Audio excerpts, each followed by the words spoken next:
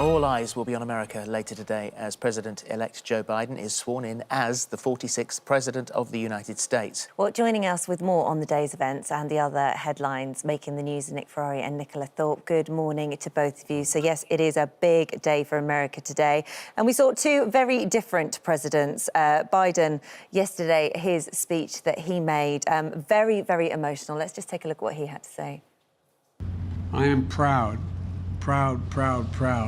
to be a son of Delaware, and I am even more proud to be standing here doing this from the Major Bo Biden facility. Ladies and gentlemen, I only have one regret. He's not here, because we should be introducing him as president. A very different speech that came from President Trump, however. Let's hear what he had to say. As I conclude my term as the 45th President of the United States, I stand before you truly proud of what we have achieved together. We did what we came here to do, and so much more. I want you to know that the movement we started is only just beginning. There's never been anything like it. He didn't mention his successor by name or congratulate him on his victory, wouldn't even send him a plane, Nick. Totally wrong, and sadly the first president for more than 150 years who will not attend the inauguration of the incoming president. Very emotive from President-elect, soon to be President Biden, referring, of course, to his son Beau, who died in 2015 of cancer. We wish President Biden well. There's nobody has ever been elected to office older than him. He's 78. He'll be the oldest elected president. And it's worth saying he is an absolute career politician. He's the total opposite of President Trump. 50 years plus he's been in politics. He first tried to be president 33 years ago. However the United States was 33 years ago, it's nothing like the challenge that faces him and his team now. So we wish him well. We wish him well for himself, for his team, for the United States, and, of course, for the rest of the world. Nicola, it just sort of sums up, really, in those speeches, how different these two men are. Absolutely. And Phil, you're always looking for good news stories. I think we can breathe a bit of a sigh of relief today that, you know, this is Trump's last day, and thank goodness for it. I remember half of America will disagree with that. Of course they disagree, and this is what's scary, is the legacy that Trump has left. Obviously, he's not just had the presidency taken away from him, but he's had Twitter and Facebook taken away from him, which are two massive tools that Trump used in order to gain support. There have been rumours that he might start his own social media network. But I just think that the bringing in of Biden, and not just Biden, but Kamala Harris, I think she truly represents the future of America. And as Brits looking on, I think it's a very, very positive thing today.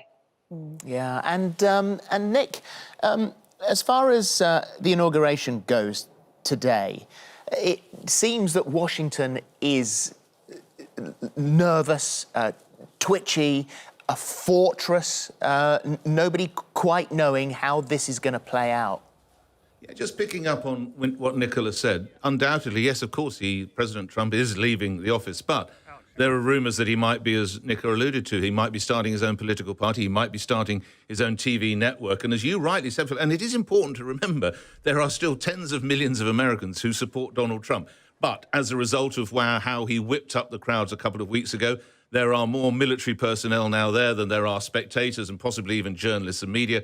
That's Washington for you. I personally, I'm not here as a Trump supporter or a Trump fan. I just think there needs to be a note here. For instance, he delivered a pre-COVID the most successful economy for 50 years. He's the last president for more than 100 years who never took America into war. No American military personnel were shipped back in body bags. He's also the president who suggested drinking disinfectant would get rid of COVID. So it's a grey area. There is, of course, there's bad. There has been some good, and I think we have to reflect on that. Let's move on, because Biden yesterday was with Kamala Harris. They made their first joint appearance on Tuesday to honour those that have died from COVID. 400,000 coronavirus deaths in America. It's an extraordinarily high number. He was looking very presidential, as was she, actually. It was quite incredible to see the two. I mean, this is a sign of things to come, Nicola. This is looking very good, isn't it? It is indeed. Taking on what Nick said earlier, obviously there are tens of millions of Americans who still support Trump, but I think that In terms of bringing the two sides together, Biden surely is the man for the job. You know, he doesn't shy away from the fact that there is a lot of right-wing pressure in the UK, but he doesn't, you know, he doesn't embrace that, but he acknowledges that that is there. He's the typical president that we have seen for decades. He's the older white gentleman. He is the oldest white gentleman that we've ever had in power. But he has very progressive views. He really fights for LGBT rights. He stood up against police brutality in the Black Lives Matter movement last year. So I think he really is the guy to bring two sides together and hopefully introduce a more cohesive America as we fight now to the end of coronavirus. And, you know, the way that Trump dealt with coronavirus is just going to be so different, I think, to how Biden would have approached it. And obviously now we've got the next 4 years to see Biden take America out of the crisis that Trump has left it in. Well, of course, it is within the power of the outgoing president to pardon whoever he pleases. So far, he hasn't pardoned himself, and that was certainly something that was being discussed in the early days. But Joe Exotic's team are ready with a limo, apparently outside prison. He is absolutely confident. Team Tiger, Joe Exotic, will receive a pardon from President Trump, and said that was the private investigator, Eric Love, who said that. He's going to be picked up from his Fort Worth prison in a Dodge limo rented from Heaven on Wheels. And apparently, you know, so far, Nicola, it hasn't happened. What, Joe Exotic off Tiger King? Yeah, waiting for a pardon. You heard right.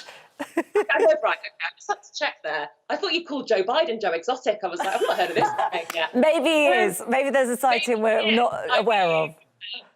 No, Joe Exotic, absolutely not. I think it's crazy that Carol Baskin was the one who got all of the accusations of, you know, feeding a husband to a tiger. Yet Joe Exotic was openly admitting to murdering people and expects a pardon from the president? No, that's a bizarre story. Nick?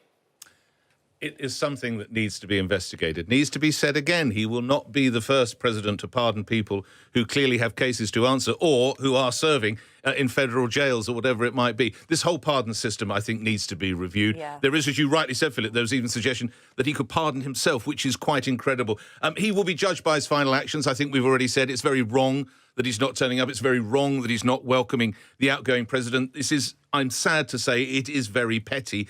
But it is some of what we've seen. And I say again, there have been the positives, but and understandably, it's negatives like this, albeit fairly small ones, that magnify the attitude that much of the world has found so difficult over these past 4 years.